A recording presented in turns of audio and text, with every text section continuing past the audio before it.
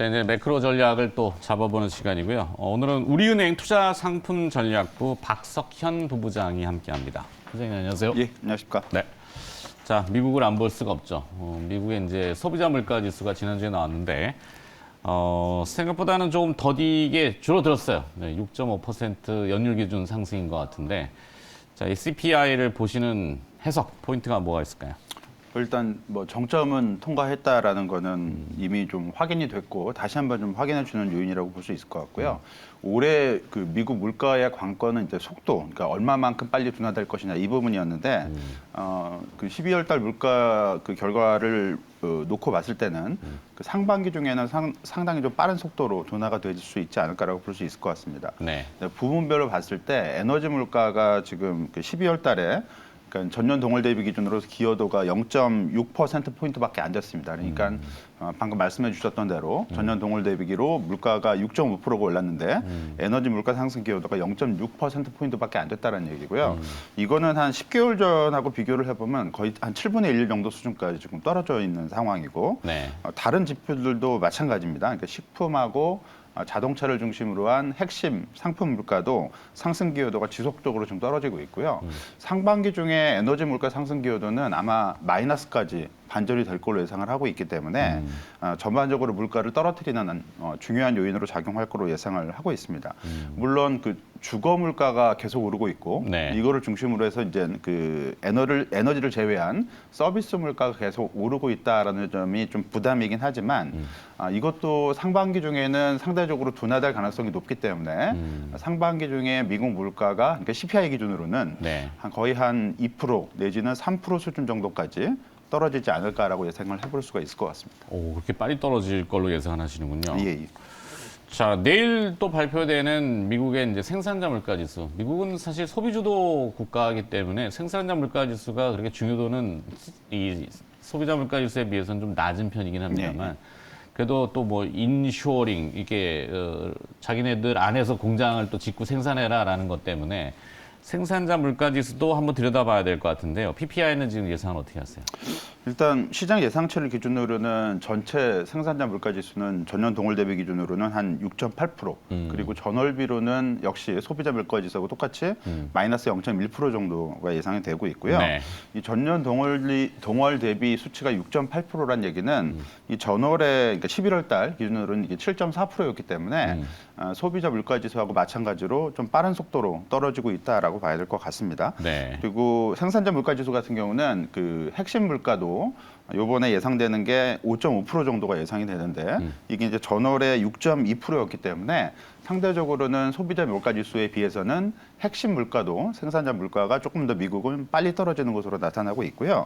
이런 부분들은 뭐 약간의 어떤 차이는 있겠지만 기본적으로는 소비자 물가 지수 동향하고 거의 유사한 움직임이다라고 볼 수가 있을 것 같습니다. 그래서 다소 예상보다 높게 나올 수도 있고 좀 낮게 나올 수도 있겠지만 시장에 미치는 임팩트는 소비자 물가 지수 발표 때 상당 부분 반영이 됐기 때문에 네. 추가적인 임팩트는 그다지 크지는 않을 걸로 예상을 하고 있고요.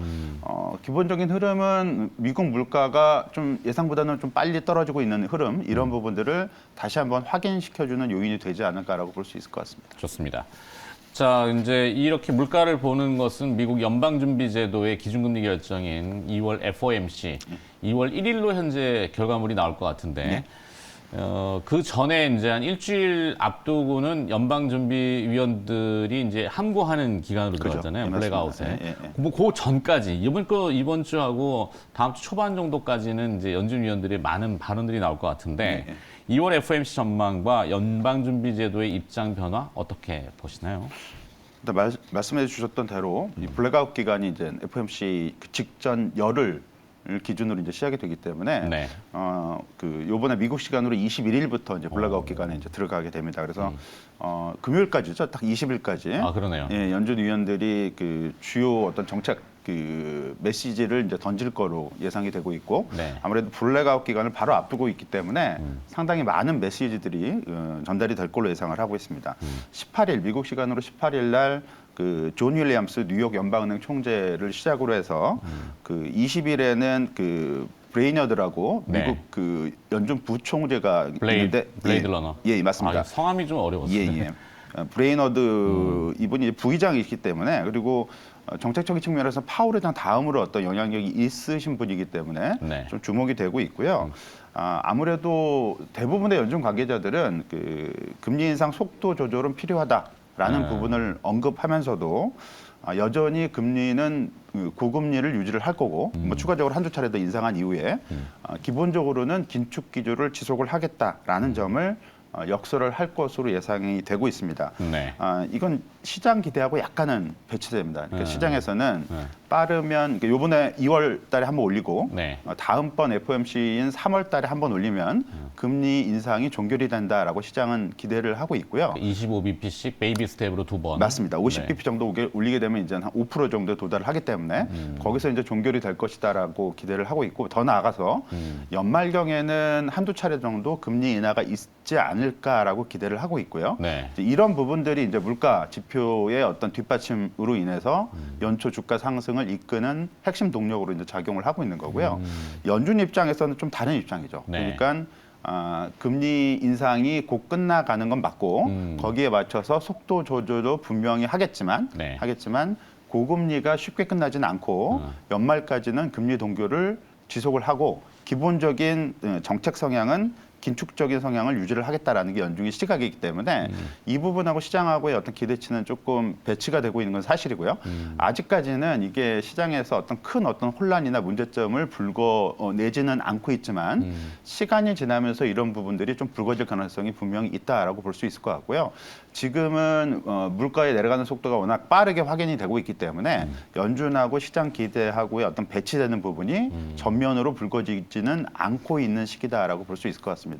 FOMC 회의에서 주목할 부분은 역시 이제 그 속도 조절, 그러니까 빅스텝에서 이제 베이비 스텝 25bp로 돌아설 것이냐가 이제 포인트인데 가능성은 거의 100%라고 봐도 지금으로 봐서는 무방하다라고 볼 수 있을 것 같고요. 그러니까 자이언트 스텝은 없다가 뭐 그거는 뭐 100% 없다라고 볼 수 네. 있을 것 같고 50bp인지 25bp인지인데 뭐 90% 이상은 25bp가 될 가능성이 높지 않을까라고 보고 있을 것 같고요.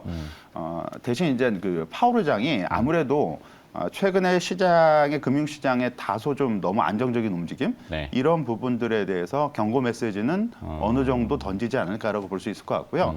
그런 부분이 약간 연초 랠리 이후에 조정의 빌미로 주식시장에는 작용할 가능성은 있다라고 볼 수 있을 것 같습니다. 좋습니다. 자, 정책적인 얘기를 들어봤고 시장의 본질적인 부분으로 들어가면 역시 실적 아니겠습니까? 예. 주식시장에는. 예. 실적 시즌인데 눈높이는 많이 낮아졌습니다. 예. 뭐 실적이 안 좋게 나오면 안 좋게 나올 거 알았잖아. 예. 이러면서 또 안도랠리를 보이는 특성이 있는데 실적 시즌에 대한 평가는 좀 어떻게 보세요? 지금 뭐 한국은 시작이 됐고요. 네. 미국도 이제 지난 주말부터 금융주 실적 발표로 이제 시작이 됐죠. 그렇죠. 뭐 S&P 500기업의 4분기 지난해 4분기죠. 그 주당 그 순이익이죠. EPS 성장률은 지금 이번 주 월요일 기준으로 마이너스 2.7% 정도를 기록을 하고 있고요. 이거는 이제 직전 주 마이너스 3.1%에 비해서는 한 0.4% 포인트 정도 조금 마이너스 폭이 줄어든 어떤 그 결과고요. 최근 들어서 한 이 정도로 그 예상치가 조금 개선이 된 거는 거의 한 6개월 만에 처음인 것 같고 네. 어닝 시즌에 들어와서 나타나는 전형적인 특징이다라고 볼 수 있을 것 같습니다. 앞에서도 말씀을 해주셨지만 미국 어닝 시즌 특징은 서프라이즈 효과라는 게 있습니다. 그러니까 그 예상치가 계속 낮아지다가 어닝 시즌에 들어와서는 예상보다 좀 더 좋은 실적 결과를 기업들이 내놓는 이게 이제 서프라이즈 효과라고 이제 볼 수 있을 것 같은데 네. 매번 반복이 되는 어떤 현상이고요. 네. 또 어닝 시즌에 들어서 이런 부분들이 실제로 미국 시장을 조금 끌어올리는 요인으로 분명히 작용을 하고 있습니다. 그래서 일단 그 기대 요인이 분명히 있을 거라고 볼 수 있을 것 같은데 이번 어닝 시즌의 중요한 점은 아무래도 서프라이즈 효과도 중요하긴 하겠지만 향후 기업들이 어떤 실적을 제시를 할 것이냐, 그러니까 가이던스라고 얘기를 그렇죠. 하는데 이 부분이 좀 중요할 것 같고요. 지난주 금융주 같은 경우는 이 가이던스가 그렇게 나쁘지는 않았습니다. 네. 물론 그 가이던스 자체가 많이 하향 조정된 시장 전망치가 하향 조정된 부분이 있긴 하지만 기업들의 가이던스 자체가 그렇게 나쁘지 않았기 때문에 주가에는 긍정적인 어떤 효과를 낼 수 있었던 것 같고요. 저 관건은 이번 주말이죠. 한국 시간으로 금요일 새벽에 네. 아침이죠. 아침에 넷플릭스를 시작으로 해서 미국 빅테크 기업들의 이제 실적 발표가 이제 본격적으로 시작이 되고요. 다음 주에 이제 이 빅테크 기업들 실적 발표가 이제 본격화될 예정인데 이 가이던스 부분은 그 금융주보다는 빅테크 기업들 측면에서 훨씬 더 중요하고요. 네. 그래서 이런 그 빅테크 기업들의 올해 또는 다음 분기의 실적 전망치가 기업들이 어떻게 제시를 할 것이냐, 이게 시장 눈높이에 맞춰줄 수 있을 것이냐, 이런 부분들이 좀 중요하지 않을까라고 판단을 할 수 있을 것 같습니다. 네. 자, 그럼 이제 우리 내부로도 시선을 돌려서 코스피가 그래도 연초에 제법 힘을 좀 발휘하고 있는데 2,400포인트를 지금 회복했습니다. 예, 예. 뭐 딱 걸려 있긴 한데 2,399로 어제 끝났군요. 2,400선에 바짝 다가섰는데 경기도나 우려를 선반영하고 있는 상승인지 주식이 보통 선행한다 그러잖아요. 예, 뭐 예. 6개월을 선행할지 얼마나 선행할지 모르겠습니다만 이 선행성이 제한적일 것인지 아니면 조금 더 이어질 것인지 평가는 좀 어떻게 하세요? 코스피에 대해서? 코스피가 지금 올해 들어서 7% 이상 지금 오르고 있고요. 아무래도 지난해 25% 정도 주가가 코스피가 내렸기 때문에 네. 일단 반작용이다라고 볼 수 있을 것 같고 가장 긍정적인 부분은 지난해 우려됐었던 물가 급등 그리고 연준의 어떤 공격적인 긴축 이런 게 올해는 정반대로 이제 바뀌고 있거든요. 물가는 상당히 생각보다는 더 안정적으로 가고 있고요. 연준은 속도 조절을 계속하면서 금리 인상의 이제 종결 부분으로 이제 다가가고 있기 때문에 지난해하고는 물가나 통화 정책 환경이 정반대로 바뀌고 있는 부분도 긍정적인 부분으로 일단 작용을 할 수 있을 것 같습니다. 경기 침체에 관련해서는 연초에 경기 침체가 좀 심각해질 수 있다라는 우려감이 작용을 했었는데 네. 그 미국 고용지표 발표 이후에 이런 부분들은 상당히 좀 진정이 되고 있는 것 같고요. 경기 침체 문제는 다소는 좀 그 뒤쪽으로 좀 이연이 되지 않을까라고 볼 수 있을 것 같아서 당장 이 부분이 크게 작용하지는 않을 걸로 예상을 하고 있고 지금 주식시장의 연초에 지금 오르고 있는 그 기본적인 환경을 뭐 세 가지로 보게 되자면 네. 말씀드린 대로 물가 안정, 네. 그다음에 중앙은행의 통화정책 기조가 변할 수 있다라는 기대감. 그리고 다른 하나는 이젠 경기 침체가 상당히 완만하거나 또는 좀 피할 수도 있지 않겠느냐라는 기대감이 작용을 하고 있다라고 볼 수 있을 것 같고요. 네. 이 세 가지 요인이 변할 것인가가 이제 포인트가 될 것 같습니다. 지금 현재로 봐서는 당장 이런 부분들이 변화 요인으로 그러니까 다시 부정적으로 바뀌지는 않을 거로 예상을 하고 있기 때문에 주식시장에는 좀 긍정적인 작용을 할 수 있다라고 볼 수 있을 것 같고 아무래도 첫 번째 고비는 2월 초 미국 FOMC 그리고 고용지표 발표가 되지 않을까라고 볼 수 있을 것 같습니다. 네. 자, 이 바로 주식 시장을 측정할 수 있는 바로미터로 보통 이제 환율을 많이 얘기하는데요. 환율이 또 굉장히 가파르게 지금 하락하고 있습니다. 물론 달러화의 약세, 이중 통화의 대부분 강세, 아시아 통화들이 대부분 강하던데 맞습니다. 우리 원화도 강한 편이고 1,200원대까지 지금 와 있는데 과연 1,200 밑으로 환율이 내려갈 것인지 이 환율 전망은 어떻게 하시는지요? 일단 결론적으로는 1,200원 밑으로 내려갈 가능성은 좀 높아졌다라고 볼 수 있을 것 같고요. 원달러 환율을 좀 보시게 되면 이게 어제 이제 1,235원 정도에 네. 마감이 됐었는데 작년 고점이 10월 한 말경이었죠. 한 1,440원이었기 때문에 지금 200원 이상 지금 환율이 지금 내려가 있고요. 상당히 좀 빠른 속도로 환율이 좀 내려가 있는 상황입니다. 가장 큰 원인은 아무래도 글로벌 외환 시장에서 달러화가 약세로 바뀌었고 달러화 약세가 진행되는 속도가 생각보다는 좀 빨랐기 때문에 원화 가치도 그렇게 움직였다라고 볼 수 있을 것 같고요. 또 다른 하나는 그 엔화를 들 수가 있는 것 같은데 네. 어저께 엔달러 환율이 한 127엔 정도까지 많이 하락을 했습니다. 네네. 뭐 가장 큰 원인이 이번 주 18일 날이죠. 일본 은행의 정책이사회가 이제 예정이 되어 있는데 금융 통화 정책 그 결정 회의에서 일본이 갖고 있는 통화 정책을 좀 바꿀 수 있다. 그리고 이런 부분들이 엔화의 강세 요인으로 작용할 것이다라는 전망이 좀 작용을 하면서 달러가 좀 더 많이 약세를 보였고요. 이게 원화에도 좀 도움이 됐던 것으로 볼 수 있을 것 같습니다. 그래서 단기적으로는 이번 주 일본은행 그 금융정책 결정 회의 결과를 좀 주목을 해야 될 것 같고요. 네. 추세적으로는 원달러 환율이 추가적으로 하락할 가능성은 상당히 높을 걸로 예상을 하고 있습니다. 말씀드린 대로 달러화 약세의 기본 배경이 연준 통화 정책이 바뀔 수 있다라는 부분에서 이제 출발을 하는 거기 때문에 네. 이 기본 전제가 바뀌지 않으면 기본적인 방향성 자체는 원화가 강세로 가는 원달러 환율이 조금 더 떨어지는 쪽으로 갈 가능성이 높다라고 볼 수 있을 것 같고요. 다만 이제 그 폭에 있어서 지금 거의 한 2, 3개월 동안에 한 200원 정도 그 네. 이상이 지금 떨어졌는데 추가적으로 이 정도로 원화가 약세로 보일 가능성은 그렇게 높지는 않다라고 볼 수 있을 것 같고 지금 어떤 예상치는 1,200원에서 조금 더 내려가는 수준 정도까지 보는 게 아무래도 좀 합리적이지 않을까라고 볼 수 있을 것 같습니다. 네, 추세가 이렇게 정해졌으니까. 예. 자, 이제 마무리 좀 지어야 되는데, 그러면 현재 상황에서 투자하시는 분들, 시청하시는 시청자분들을 위해서 자산 내 포트폴리오를 어떻게 좀 구성하는 것이 조금 효과적일 것인지 그 조언을 좀 해주신다면. 일단 부동산 전망은 뭐 아직은 불투명합니다. 뭐 한국은행이 금리나 인상을 거의 네. 이제 중단 쪽으로 일단 방향성을 좀 잡고 있는 것으로 해석이 되고 있기 이번 때문에 공통에서는 반반 정도. 맞습니다. 그래서 정부 정책도 있고 부동산 시장이 뭐 어느 정도는 좀 진정이 되겠지만 이게 강세로 간다고 보기 좀 어렵거든요.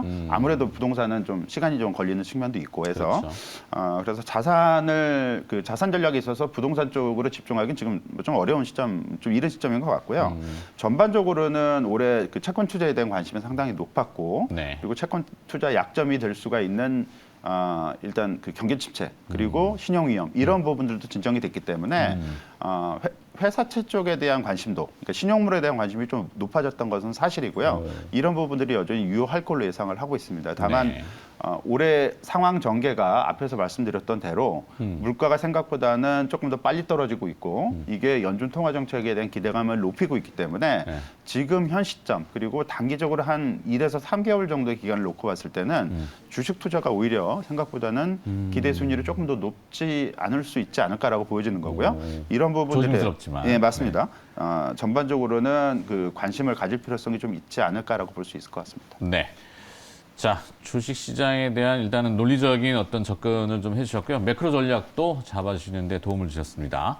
자, 우리은행 투자상품 전략부의 박석현 부부장이 수고를 해주셨네요. 고맙습니다, 부부장님. 예, 감사합니다.